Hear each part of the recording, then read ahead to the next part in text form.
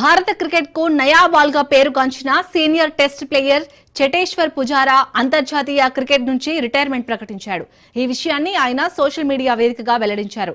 2023లో Australia పర్యటనలో జట్టు నుంచి చోటు కోల్పోయిన తర్వాత పుజారా గత కొన్నాళ్లుగా ఫామ్ లేక ఇబ్బంది పడుతున్న విషయం తెలిసిందే. దీంతో అతను తిరిగి జట్టులోకి రావడం కష్టంగా మారింది. దేశవాళీ క్రికెట్లో మంచి ప్రదర్శనలు చేసినప్పటికీ సెలెక్టర్ల నుంచి పిలుపు రాలేదు. దీంతో ఇకపై తనకు జట్టులో చోటు దక్కడం కష్టమని భావించిన అతడు ఈ నిర్ణయం తీసుకున్నట్లు తెలుస్తోంది. ఇక పుజారా నిర్ణయాన్ని పలువురు క్రికెటర్లు స్వాగతిస్తున్నారు.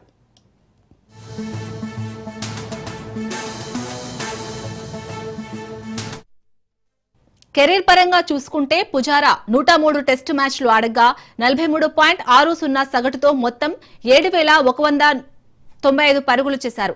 ఇందులో 19 సెంచరీలు, 35 అర్ధ సెంచరీలు ఉన్నాయి. 2018 నుంచి 19లో ఆస్ట్రేలియా గడ్డపై జరిగిన బోర్డర్ గవాస్కర్ ట్రోఫీలో పుజారా అద్భుతమైన ప్రదర్శన కనబర్చి player of the series award గెలుచుకున్నారు. ఆ సిరీస్ లో మొత్తం 521 పరుగులు చేసి భారతదేశం తొలిసారిగా ఆస్ట్రేలియాలో టెస్ట్ సిరీస్ ని గెలుచుకోవడంలో కీలక పాత్ర పోషించారు. అయితే టెస్టులలో రాణించిన పుజారా వన్డేలలో రాణించలేకపోయాడు. తన క్రికెట్ కెరీర్ లో కేవలం 5 వన్డేలు మాత్రమే ఆడారు.